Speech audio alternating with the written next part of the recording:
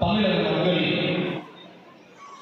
ஏதோபித்த ஆதரவு பெற்று இன்று தமிழகத்தில் நல்லாட்சி புரிந்து கொண்டிருக்கும் தமிழக முதல்வர் தளபதியின் ஆணைக்கு இணங்க திருப்பத்தூர் மாவட்டம் மற்றும் சுற்றுலாத்துறை இணைந்து நடத்தும் இந்த ஏழைகள் கோடை விழாவிற்கு சிறப்பான ஒரு தலைமையேற்று நடத்தி கொண்டிருக்கும் மதிப்பிற்கும் மரியாதைக்கும் போற்றுவதற்குரிய மாவட்ட ஆட்சியர் அவர்களே, இந்த விழாவிற்கு சிறப்பான ஒரு வரவேற்புரை ஆற்றி அமர்ந்திருக்கும் திட்ட இயக்குனர் அவர்களே, இந்த விழாவில் கலந்து கொண்டு விழாவை தொகுத்து வைத்து பேருரை ஆற்றியிருக்கும் தமிழக முதல்வர்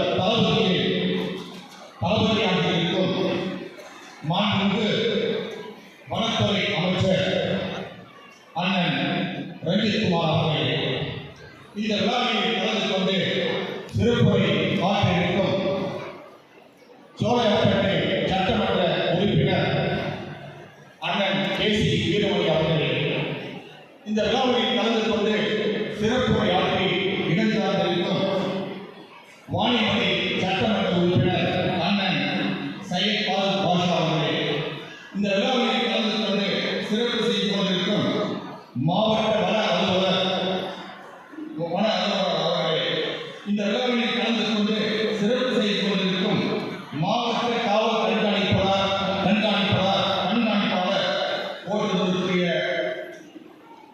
போற்றுவதற்குரியவர்கள், இந்த விழாவில் கலந்து கொண்டு சிறப்பு செய்து கொண்டிருக்கும் ஊராட்சி மன்ற தலைவர் அன்பு சகோதரி ராஜேஸ்வரி கீழன் அவர்களே, இறுதியாக நன்றியுரை ஆற்றியிருக்கும் மாவட்டத்திற்கும் பெரியோர்களே, தாய்மார்களே, அன்பு சகோதர சகோதரிகளே, அனைத்திற்கும் மேலாக நான் சார்ந்திருக்கும் இயக்கத்தில் இருந்து கலந்து கொண்டுள்ள அனைத்து கலந்து முன்னோடிகளே, பத்திரிகை துறை நண்பர்களே, உங்கள் அனைவருக்கும் எனது பணிவான காலை வணக்கத்தை தெரிவித்துக் கொள்கிறேன்.